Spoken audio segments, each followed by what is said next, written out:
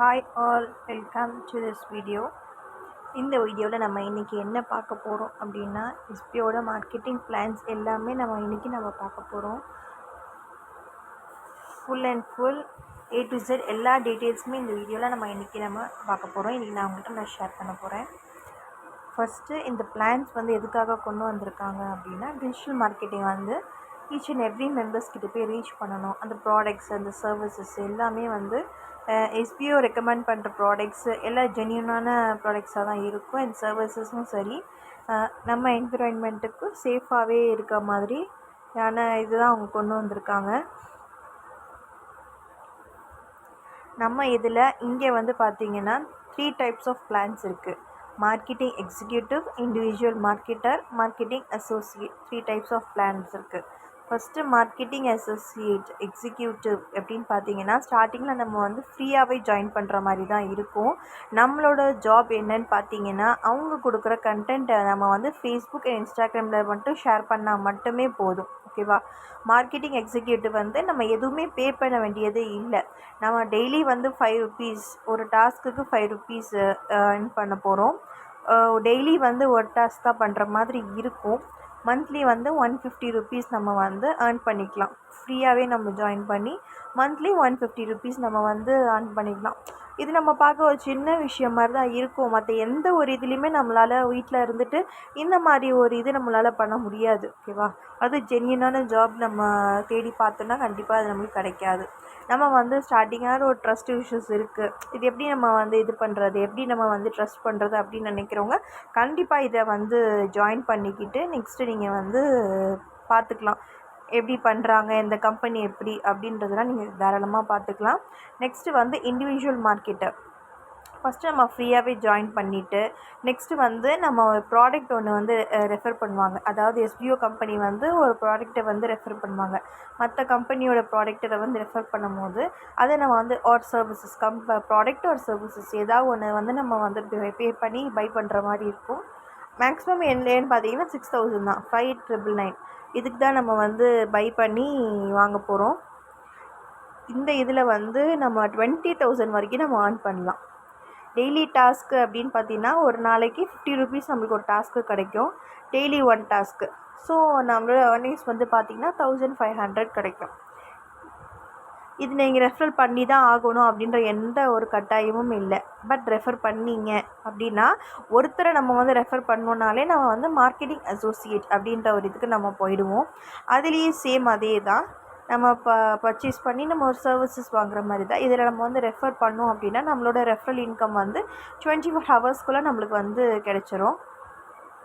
Daily task same 50 rupees கிடைக்கும். நம்மளோட refer பண்ணோம், ஒருத்தரை நம்ம ரெஃபர் பண்ணி, அதாவது இப்போ நம்ம ஒருத்தரை ரெஃபர் பண்ணுறோம், அவங்க ஃப்ரீ இதில் ஜாயின் பண்ணிவிட்டு ஒரு சர்வீஸை பை பண்ணிட்டாங்க. எஸ்பிஐ ரெக்கமெண்ட் பண்ணுற சர்வீஸ் 6000 ருபீஸ்க்கு பை பண்ணிட்டாங்க அப்படின்னாலே நம்மளுக்கு 1000 ருபீஸ் நம்மளுக்கு கிடைக்கும். அவங்க ரீச் பர்ச்சேஸ் பண்ணாங்க அப்படின்னா 500 ருபீஸ் கிடைக்கும்.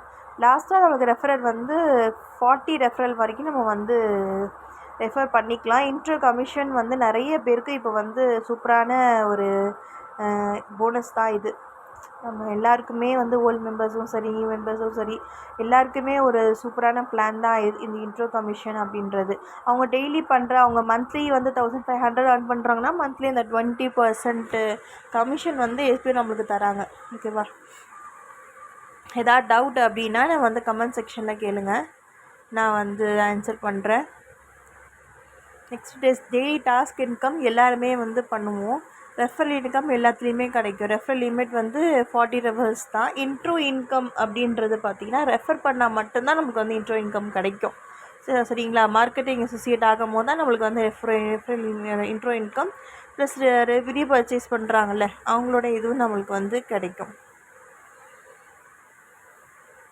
நம்மளுக்கு ஒரு இதை பர்ச்சேஸ் பண்ணோம் அப்படின்னா நம்மளுக்கு 6000 ருபீஸ் ரிவார்ட் பாயிண்ட்ஸும் நம்மளுக்கு பை மூட் சூப்பர் மார்க்கெட்டில் நம்மளுக்கு தராங்க. அதில் நம்ம பர்ச்சேஸ் பண்ணிக்கலாம். அப்படி இல்லைன்னா ஒரு டிஸ்கவுண்ட்டு, ஒரு அமௌண்ட் ஆஃப் டிஸ்கவுண்ட் நம்ம இதில் எடுத்துக்கலாம். ஓகேவா?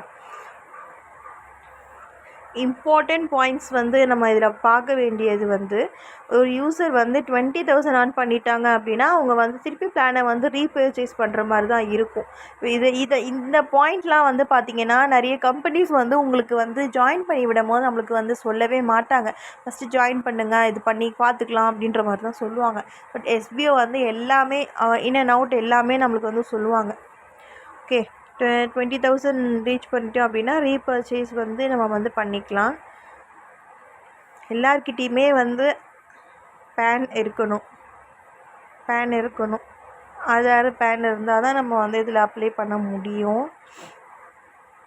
ஒருத்தர் வந்து 5 டேஸ்க்காக டாஸ்க் பண்ணலை அப்படின்னா அவங்களோட ஐடி வந்து டெர்மினேட் ஆகிடும். ரெஃபரல் இன்கம் 24 hours வந்து கிடைக்க ஆரம்பிச்சிடும். டாஸ்க் இன்கம், இன்ட்ரோ இன்கம் வந்து மந்த்லி கிரெடிட் ஆக ஆரம்பிச்சிடும். இந்த பேமெண்ட் எதுவுமே வந்து எஸ்பிஓ கிட்ட நம்ம வந்து பே பண்ண மாட்டோம். அவங்க வந்து ரெஃபர் பண்ணுறாங்கல்ல, அது அவங்க அஃபிலியேட் பார்ட்னர்ஸ் அவங்கக்கிட்ட தான் நம்ம பே பண்ணுவோம்.